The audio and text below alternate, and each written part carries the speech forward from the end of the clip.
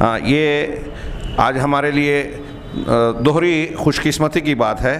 ہم اللہ رب العالمین کے شکر گزار ہیں کہ انہوں نے اللہ کی توفیق سے، اس کے فضل و احسان سے ہم عقیدے کی ایک اہم قیم کتاب بریق الجمان بشرح ارکان الایمان کو ہم نے از ابتدا تا انتہا درسن اور فہمن پڑھنے پڑھانے کی کوشش کی، اور ایک اچھی خاصی تعداد اس میں شریک رہی جنہیں شہادت الحضور سے آج نوازا گیا جمعیت اہل حدیث مالیگاؤں کی طرف سے.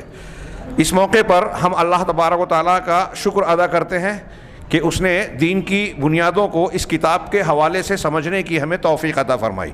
دوسری سعادت اور خوش قسمتی کی بات یہ ہے کہ آج کی ہماری اس مجلس میں آن لائن ہم نے رابطہ کرنے کی کوشش کی. شیخ محمدی الشیخ نورستانی حفظہ اللہ، الدکتور شیخ محمدی النورستانی، یہ کویت میں مقیم اور کویت کی شہریت کے حامل عقیدے کے ایک معتبر استاذ ہیں.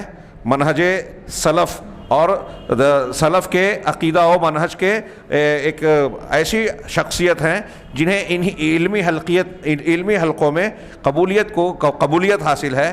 تو کویت میں آپ کے عقیدے کے دروس مسلسل ہوتے ہیں، شاگردان کی ایک بڑی تعداد ہے. ہمارے لیے سعادت کی بات ہے کہ شیخ سے رابطہ ہوا، لیکن اس وقت تھوڑی سی زحمت اور دقت یہ پیش آ رہی ہے کہ اتنی بڑی تعداد میں مرد اور خواتین موجود ہیں. رات کافی دیر ہو رہی ہے لیکن آواز شیخ کی نہیں ہو رہی ہے، کچھ تکنیکی وجہ کی بنیاد پر.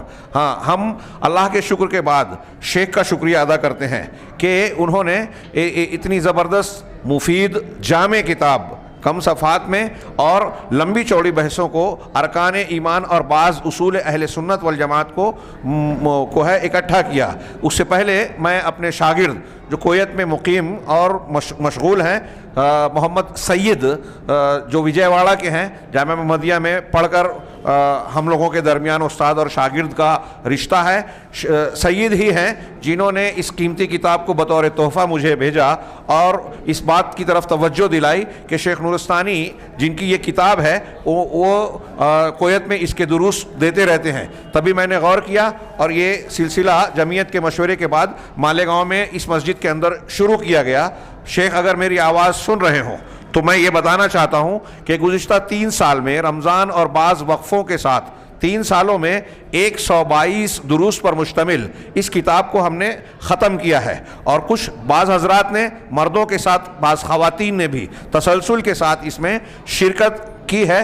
ہم اللہ تبارک و تعالیٰ سے دعا کرتے ہیں کہ وہ ہمارے اس عمل کو مقصدیت اور حقیقی مقصدیت عطا فرمائے، اسے قبول فرمائے، اس کتاب کے دروس کو ہمارے عقیدے کی اصلاح کا ذریعہ بنائے جو دین کی بنیاد ہے، اور اسے دنیا اور آخرت میں ہماری کامیابی کا ذریعہ بنائے. میں پھر سے اللہ کا شکر ادا کرنے کے بعد شیخ نورستانی، سید اور تمام متعلقین جن لوگوں نے اس درس کا اہتمام کیا، جمعیت اہل حدیث کے ذمہ داران روش ملا صاحب اور دوسرا دیگر حافظ عبدالتواب، تمام کا شکریہ ادا کرتا ہوں کہ اللہ تبارک و تعالیٰ کے دین کی اور اس کے عقیدے کی فہم اور تفہیم کے لیے انہوں نے یہ اہتمام کیا. ایک جملہ میں یہ بھی عرض کرنا چاہوں گا تمام حاضرین سے کہ وہ بزرگ ہوں یا بچے، اس قسم کے دروس کو غیر اہم نہ سمجھیں. یہ بہت اہمیت کی حامل چیز ہے، دین کے ایک فریضے کی تکمیل کا حصہ ہے. سعودی عرب، کویت وغیرہ میں جہاں ان دروس کا، اس قسم کے دروس کا بہت اہتمام ہوتا ہے، اور جو طلبہ، نوجوان، بچے